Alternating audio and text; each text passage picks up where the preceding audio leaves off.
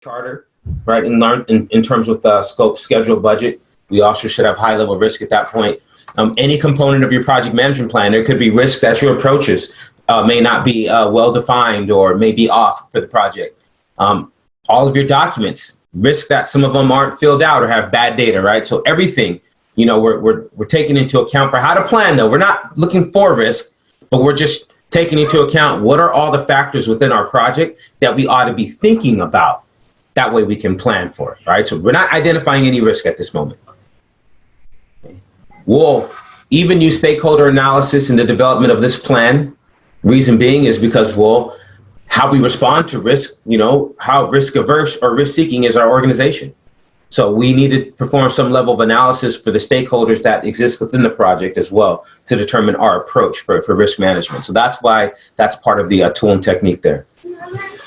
So the key output is the plan that describes the structure and process by which we will, you know, identify the risk, categorize them, how we're going to analyze them, you know, everything we've talked about thus far. This plan is going to describe our approach to it. And, you know, just because you ink it the first time doesn't mean that, you know, it's not open for change, right? This thing is iterative. So it says what strategy we're going to do, who's going to play certain roles and responsibilities. We'll see risk owners, that term. You might want to write that down right now. Next to roles and responsibilities, write down the word risk owners, right?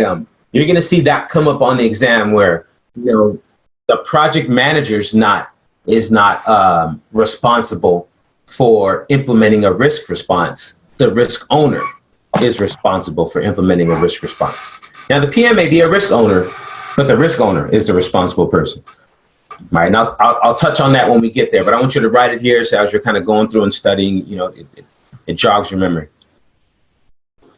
All right, but these are the different things we're looking at. Even risk funding protocols. So like, you know, how do we actually use contingency or management reserves? You know, does it need to be in a separate account, a separate bucket? Do we need to be using a separate GL code, anything like that? You know, so we'll look at those types of inputs in order to create this risk management plan, and it should describe this.